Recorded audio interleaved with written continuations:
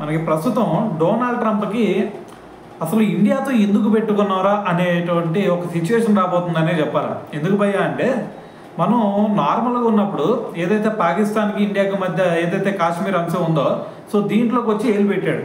So దీన్ని ఒక పరిష్కారం తీసుకొస్తాను, ఇక మీ ఇద్దరి మధ్య ఎటువంటి గొడవలు లేకుండా చేస్తానని చెప్పేసి లోపలికి వచ్చాడు.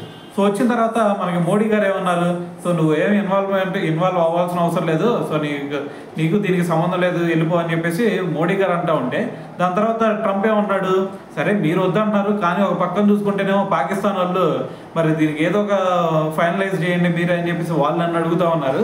మరి దీనికి మరి నేనేం చేయాలి అంటే, సో పాకిస్తాన్ అడుగుతుందంటే దాంట్లో పాకిస్తాన్ ఒకటే కాదు కదా ఉంది, ఇటువైపు మేము కూడా ఉన్నాం కదా. సో మరి ఇటువంటి సిచ్యువేషన్లో మరి మీరు ఎలాగ ఇన్వాల్వ్ అవుతారు, మీ ఇన్వాల్వ్మెంట్ దీంట్లో ఉండకూడదు అని చెప్పేసి మనం చెప్తా ఉన్నాం. అయితే దీనికి అట్టయిన తర్వాత ట్రంప్ ఏం చేశాడు, మరి ఎట్టి పరిస్థితుల్లో ఇండియాని మన కాళ్ళ కిందకు తెచ్చుకోవాలనే ఉద్దేశంతో ఇండియా మీద టారిఫ్లు పెంచడం, లేదు అంటే కొన్ని ఆంక్షలు విధించడం ఇలాంటివి చేశాడు. సో మరి ఇటువంటి సిచ్యువేషన్ క్రియేట్ చేసినప్పుడు మనం ఊరుకోం కదా.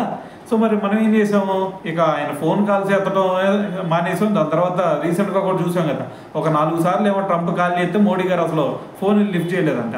సో దీనికి తోడు మోడీ గారు ఏం చేస్తున్నారు, సరే వాళ్ళ పని అలా ఆ విధంగా ఉందని చెప్పేసి మనం ఇంకా మనకి మిత్ర దేశాలు ఏమున్నాయి, రష్యాతో మనకి ఎటువంటి సత్సంబంధాలు ఉన్నాయో మనం అందరం చూసాం.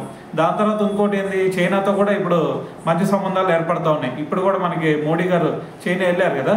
సో దీంతో ఆ 2 దేశాలతో మనకి సత్సంబంధాలు ఏర్పడుతూ ఉన్నాయి. సో దీనికి సంబంధించి ఇంకా కొన్ని దేశాలు కనుక మనకి ఫ్రెండ్లీగా వచ్చినాయి అంటే ఆటోమేటిక్గా బ్రిక్స్ ఏర్పడిందంటే అటువైపు అమెరికా మొత్తం కూడా కొలాప్స్ అయ్యే ఛాన్స్ కనిపిస్తూ ఉంది.